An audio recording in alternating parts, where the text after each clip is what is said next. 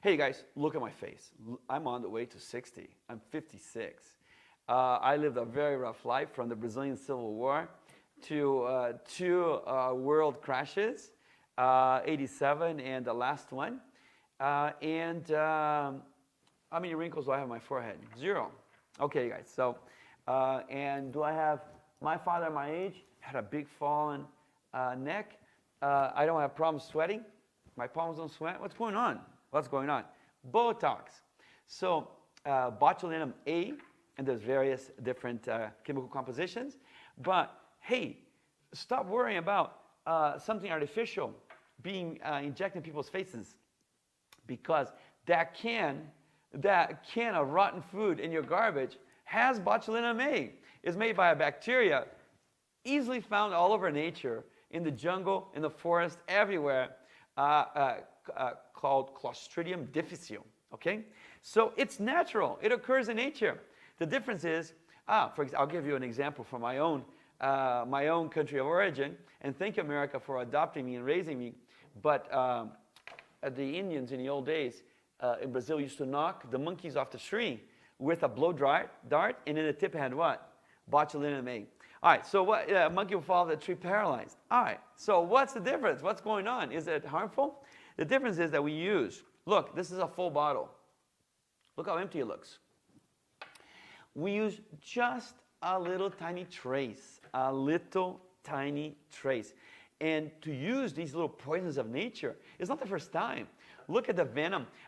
Fertility problems. Women still have fertility problems. Very sad. My mom had it.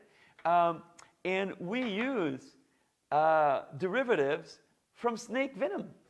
It's not the first time, you guys. And it's very organic because it comes from nature. All right, so all it does is, if it's done correctly, it just softens your mimetic muscles. What does mimetic means? Your muscles of facial expression. Okay, guys? So don't make a big deal out of nothing. Make a big deal out of bad things, but don't make a big deal out of naturally occurring things in nature done correctly.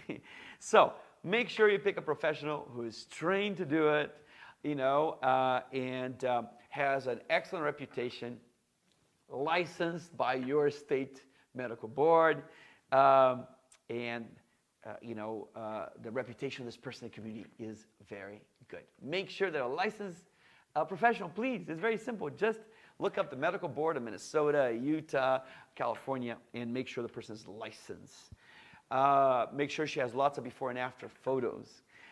Make sure that when you're in the office of this person, you get a good feeling. That visceral impression is very important. Okay, so this is, time tested now. We've been doing it at least 30, 40 years.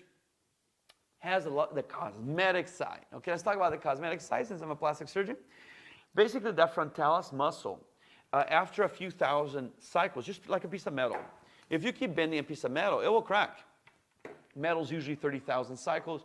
The skin is not too different. You'll get to the point where you have the number 1, or the number 11, or the number 101. That's permanent. Don't let it crack, and it will age you. And you get the crow's feet here. You have the marionette lines. You get the smokers. Sometimes they're not even smokers, and they have the smokers little lines around your lip. Or you have the banding. It's called banding. Ugly, right? So all of that. Or in a non-cosmetic way, the sweating palms, sweating in the armpits, and so on and so forth. All right, guys. So all it's going to do, if it's done correctly, it's going to soften your muscle a little bit. It's not going to make it go away. So when you see that person has totally, facial expression is totally plastic, that person went to the wrong person. Or you have a lid lag or something like that, they went to the wrong person. It's reversible. By the way, you get a lid lag, just get Nefcon A at the pharmacy, put a drop in your eye, and it's fixed, okay? So you guys, again, I'm not aging very rapidly because I do it. I do it.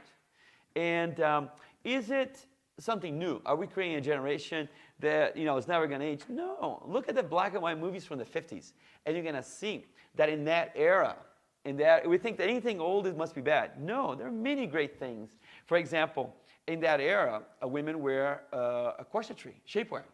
And you see the women were very, very slim.